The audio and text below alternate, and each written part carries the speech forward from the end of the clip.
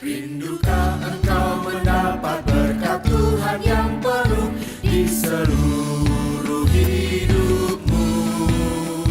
Mintalah kepada Bapamu yang janjinya teguh menyertai langkahmu. Roh Kudus terus menyuapi hatimu, karena Tuhan berpesan, bawalah bejanamu. Roh Kudus terus menyuapi hatimu, pun dengan kuasanya.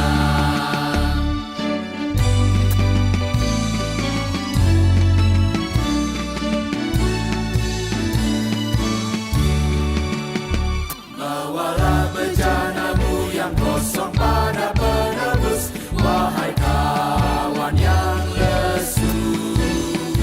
Dengan hati yang rendah tetap nantikan Roh Kudus masuk dalam hatimu. Roh Kudus terus meluapi hatimu, karena Tuhan berpesan, bawalah bejanamu. Roh Kudus terus meluapi hatimu, pun dengan kuasanya. Saudara-saudara yang dikasihi Tuhan, selamat pagi. Senang sekali dapat berjumpa kembali dalam doa pagi GKI Sudirman. Doa dan harapan saya, semoga kita semua dalam keadaan baik, sehat, hidup bahagia, diberkati Tuhan. Sebelum kita membaca firman Tuhan dan merenungkannya, mari kita siapkan hati dan mohon kuasa Roh Kudus untuk menolong kita. Bapa Surgawi, Bapa dalam nama Tuhan Yesus, kami bersyukur atas penyertaan dan perlindungan Tuhan sepanjang malam hingga pagi ini. Kami boleh bangun dengan tubuh yang sehat karena anugerah Tuhan. Kami percaya Tuhan punya rencana yang baik untuk kehidupan kami. Sebelum kami mulai kegiatan kami hari ini, kami rindu diperlengkapi dengan firman-Mu. Untuk itu, urapi kami dengan Roh Kudus, agar kami dapat mengerti dan taat melakukan setiap kehendak-Mu. Dalam Kristus Yesus kami berdoa. Amin. Bacaan pertama diambil dari kitab 1 Samuel pasal 15 ayat 32 sampai 34. Demikian, kata Samuel, bawa kepadaku Agag raja Amalek. Agag datang kepadanya dengan gembira. Pikirnya, tentunya kepahitan maut telah berlalu. Tetapi kata Samuel, sama seperti pedangmu telah membuat perempuan-perempuan kehilangan anak, demikianlah ibumu akan kehilangan anak di antara perempuan-perempuan. Lalu Samuel menyembelih Agag di hadapan Tuhan di Gilgal. Kemudian Samuel pergi ke Ramah, sedangkan Saul pergi ke rumahnya di Gibea Saul. Demikianlah firman Tuhan. Bacaan kedua diambil dari Injil Yohanes pasal 1 ayat 1 sampai 9. Demikian, Pada mulanya sudah ada firman. Firman itu bersama dengan Allah, dan firman itu adalah Allah. Ia pada mulanya bersama dengan Allah. Segala sesuatu dijadikan melalui Dia, dan tanpa Dia tidak ada sesuatu pun yang telah jadi dari segala yang telah dijadikan. Dalam Dia ada hidup, dan hidup itu adalah terang manusia. Terang itu bercahaya di dalam kegelapan, dan kegelapan itu tidak menguasainya. Datanglah seorang yang diutus Allah, namanya Yohanes. Ia datang sebagai saksi untuk bersaksi tentang terang itu, supaya melalui Dia semua orang menjadi percaya. Ia bukan terang itu, tetapi ia harus bersaksi tentang terang itu. Terang yang sesungguhnya, yang menerangi setiap orang, sedang datang ke dalam dunia. Demikianlah pembacaan firman Tuhan. Amin. Renungan diambil dari buku Wasiat Kekal dengan tema Harapan di Tengah Krisis. Terang yang sesungguhnya, yang menerangi setiap orang, sedang datang ke dalam dunia.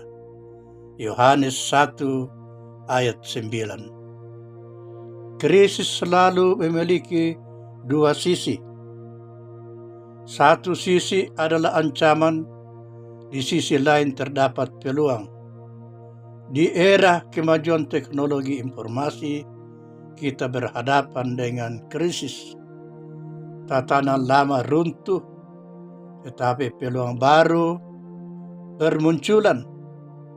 Banyak usaha yang dikelola secara tradisional gulung tikar, namun banyak pula usaha baru lahir.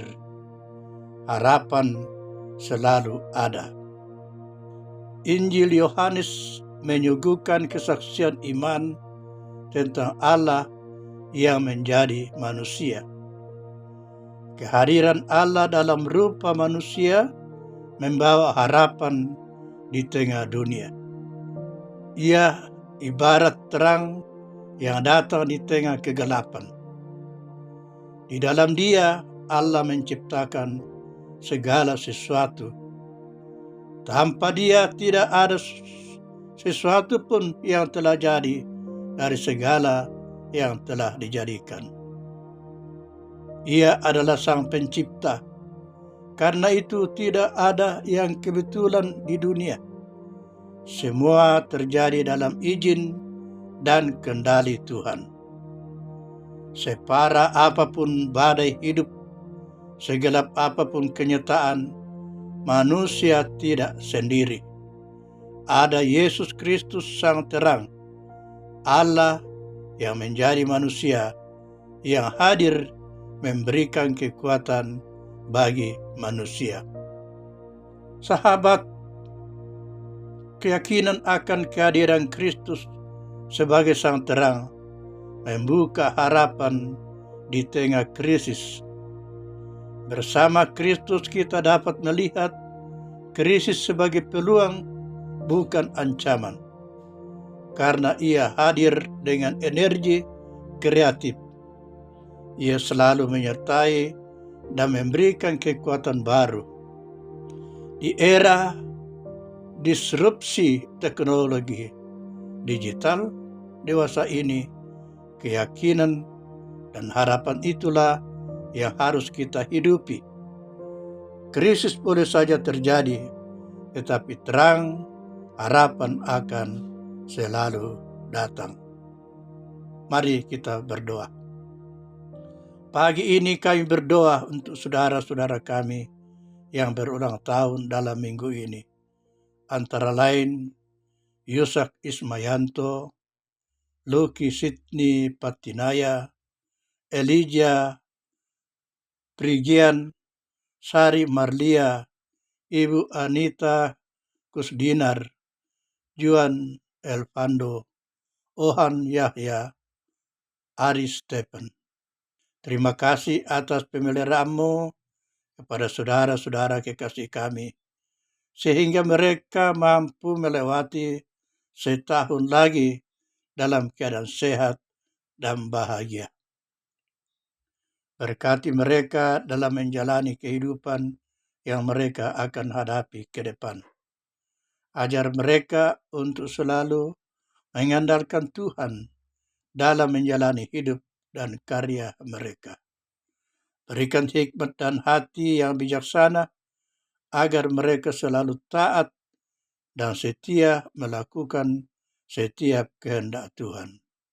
Kami juga berdoa buat saudara-saudara kami yang sedang dalam tahap pemulihan, yaitu Bapak Yusuf Aceng, Ibu Yani, Ibu Eli Hasan, Ibu Neni. Berikan kesabaran kepada mereka untuk tetap bersandar kepadamu, karena Engkaulah Tuhan, sumber kesembuhan dan sumber kekuatan kami. Kuatkan iman mereka dalam menghadapi penderitaan sakit penyakit, sehingga mereka tetap kuat menjalani hidup yang Tuhan masih anugerahkan kepada mereka. Kami juga berdoa untuk keluarga yang merawat. Berikan kesabaran, berikan kekuatan dan kesehatan yang baik agar mereka tetap sehat dan memberikan yang terbaik kepada pasiennya, sehingga pelayanan mereka menjadi berkat kesembuhan. Dalam Kristus kami berdoa. Kami berdoa juga untuk pergumulan pribadi kami.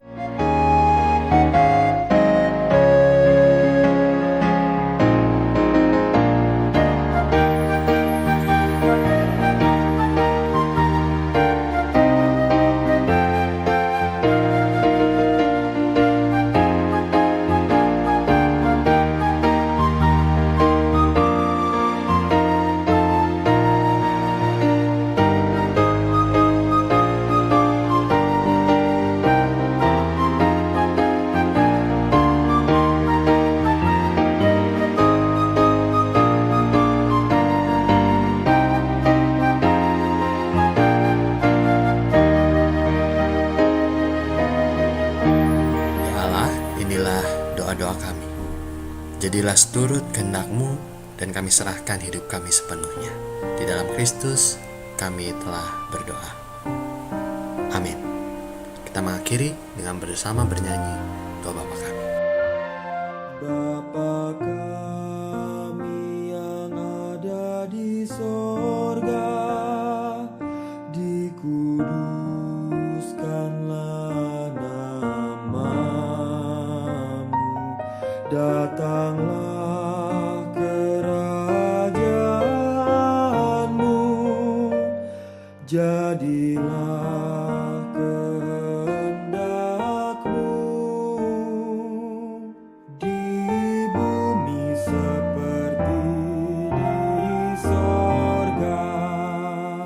Berilah kami pada hari ini makanan kami yang secukupnya, dan ampuni kesalahan kami seperti kami ampuni yang lain, dan jauhkan kami dari pencobaan, lepaskanlah kami dari yang jahat.